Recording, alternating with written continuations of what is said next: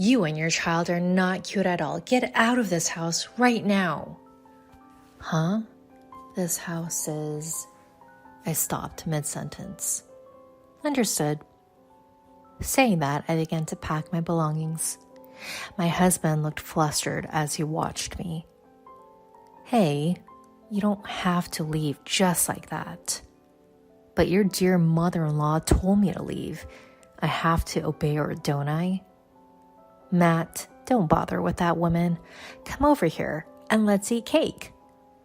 My mother-in-law had a triumphant look on her face. I decided in my heart to break her nose and take my daughter back to my parents' house. My name is Jennifer, a 34-year-old office worker. I married a man named Matthew 2 years ago. We met through a trendy dating app and became a couple after a year of dating. My husband is a little unreliable, but he is a very kind and attentive man. When we were dating, he would research restaurants I wanted to try and plan our dates in advance. After we got married, he would wash the dishes when I was tired or buy me my favorite dessert. About a year after we got married, we had a cute daughter, and my husband actively took care of her. I thought I had found a really good husband. But of course, nobody is perfect in every way. My husband has several flaws. The most problematic of them is that he's a mama's boy.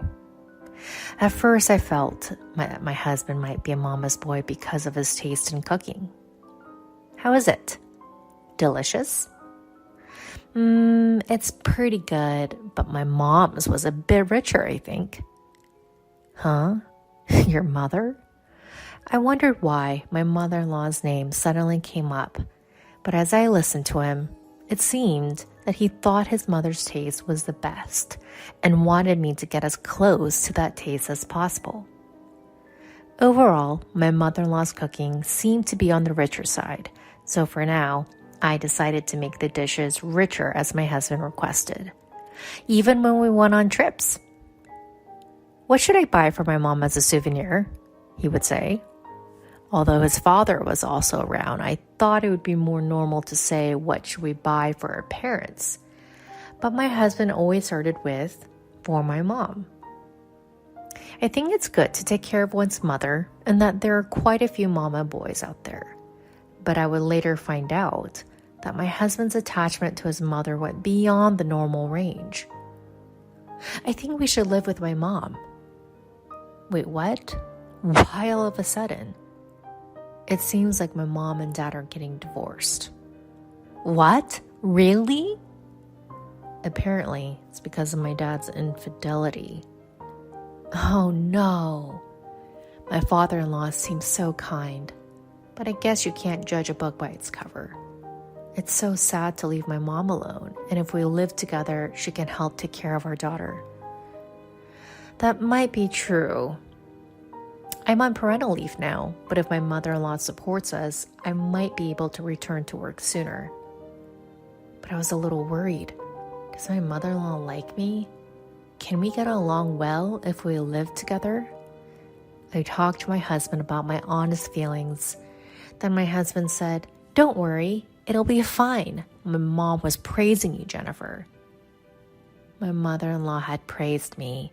I was happy to hear that and thought we might be able to get along well living together. However, I quickly realized that my thinking was naive. My mother-in-law moved into the apartment we lived in and suddenly started treating me rudely. I can't believe you get to live in such a nice apartment. It's annoying. Huh? Don't you ever forget that you have this life thanks to my son? I didn't understand why she was yelling at me. Well, but Matthew is working hard and helping out with chores, so I guess I'm grateful. Since my mother-in-law's claim wasn't entirely wrong, I quietly replied, "Yes, I'll keep that in mind." At least you're obedient. That's good. From then on, my mother-in-law would yell at me whenever something bothered her. You're supposed to put sauce on fried eggs. Why is there soy sauce? The bath temperature is so lukewarm. Set it hotter, please. Why isn't there any ice cream after a bath? Make sure to replenish it. No, do it all yourself. Besides, the reasons for getting angry are too trivial. Despite being home all day, my mother-in-law barely does any housework. I had hoped that she'd be more cooperative in taking care of our 1-year-old daughter, but she only does it when she feels like it and quickly loses interest. And after living together, I found out that my mother-in-law's overprotectiveness toward her son was even worse than Matthew's attachment to his mother. Matthew, how was work today? It was really tough. My boss was a bit on edge because we were so busy, so I had to be careful. Oh my, that's unforgivable. Should I protest against the company for allowing power harassment? Really? Over that? It's okay, Mom. We have to have a big heart and forgive. Oh, what a kind child you are, just like an angel. No, calling a man in his 30s an angel? Haha, thanks, Mom, but if I can't stand it anymore, I'll count on your help. Of course. No, that's too pitiful for the boss. To be protested for power harassment based on Matthew's mood? I immediately regretted living with my mother-in-law. I felt like I would go crazy if I stayed with her all the time. So I decided to put my daughter in daycare and return to work. Why do you have to work too? She got angry, but when I said, but you can spend your day alone at home, right? It seemed she felt there was some merit to it. Don't neglect your housework. She only said that and didn't get any angrier. Good grief, she's such a troublesome person. I never know what will set her off. After that, my stress was somewhat reduced as I started working and spent less time with my mother-in-law. But a problem arose about a year after we started living together. That day happened to be my daughter's 2nd birthday. We prepared a cake, gifts, and held a birthday party for her as a family. But my daughter had entered the terrible 2s a little while ago. It's safe to say that it was at its peak during the birthday party. Come on, here's a present, open it up. She handed my daughter the present while saying that.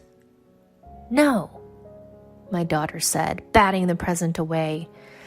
My mother-in-law was surprised, but she held back this time, thinking that if the present didn't work, maybe the cake would. She scooped up a bite with a fork and tried to feed my daughter. Here, it's your favorite shortcake. But yet again, my daughter said, no, and swatted the cake away with her hand. Then the cream flew and landed on my mother-in-law's forehead. The short-tempered mother-in-law flipped out at my 2-year-old daughter. Enough already, you're getting carried away because I'm being nice to you. My daughter started crying as she was suddenly yelled at. What are you doing? She's scared. I quickly hugged my daughter and protected her. Shut up, what an unlovable grandchild. Well, then you're an immature grandmother. What did you say? Normally, a grown-up wouldn't say such words to a 2-year-old. Shut up, you're such a cheeky daughter-in-law. Can't you fix that attitude of yours? As we argued, my husband joined in. Cut it out, don't insult my mom. Huh? You're siding with your mother in this situation? You should be protecting your daughter. We can have more kids, but I only have one mom in this world. You're the worst. What a trashy thing to say, as if it's a wise quote. Hey, don't talk bad about Matthew. Neither you nor my grandchild are cute. Get out of this house. Huh? This house is... I stopped myself from finishing that sentence. Understood. I started packing my things. My husband watched, flustered. Hey, you don't have to leave. But your precious mother told me to leave. I must obey, right? Matthew, don't bother with that woman. Come here and just eat cake with me. My mother-in-law had a smug look on her face. I vowed to break her nose, took my daughter, and went back to my parents' house. I ignored the several calls from my husband. I made preparations and sent her the divorce papers. He seemed to have filled them out as he sent them back. I submitted them to the city office right away. Then I called my ex-husband. I submitted the divorce papers, so thank you for filling them out. Yeah, so it's okay for me and my mom to keep living in this house, right? You guys left on your own. Sure, as long as you pay the rent. Ha! Of course, this is the apartment you rented, so when you left last time, I was worried. But if I think about it calmly, all I need to do is change the lease to my name, right? Thanks for providing a comfortable place for me and my mom. I'm glad it worked out. By the way, how much is the rent? Well, let's make it about 150,000 yen, shall we? What? What are you talking about? Tell me the actual rent. Don't mess around. I'm not joking. That's because I'm the owner of the place. What? We talked about it when we got married, remember? I made quite a bit of money in stocks a long time ago and bought that apartment. You must have assumed it was a rental on your own. Matthew falls silent, seemingly at a loss for words. If you can't afford the 150,000 yen rent, I'll just sell the place. That apartment will sell quickly. Wait. If you do that, where will my mom and I live? I don't care. You better leave quickly, or I'll report you to the management company. With that, she hangs up the phone, blocks her ex-husband's number, and later demands child support payments through a lawyer. According to the lawyer, her ex-husband looked gaunt and worn out. It must be tough for him, both mentally and financially, to have to pay child support, while also supporting his mother.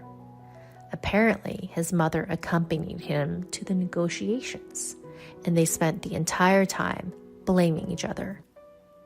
It's your fault. Even the close relationship between mother and son, which had seemed so disgusting, crumbled in an instant when they lost their wealth and comfortable lifestyle. Perhaps their bond was superficial all along. In any case, it's not her problem anymore.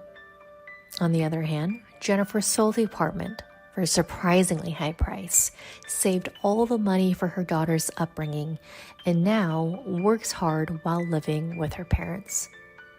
She wants to find love again someday, but for now, her top priority is to earn as much money as possible for her beloved daughter. She also vows to learn from her former mother-in-law's example and not become overly intrusive in her daughter's life. Thank you for watching until the end. If you liked it, please subscribe to the channel. See you in the next video.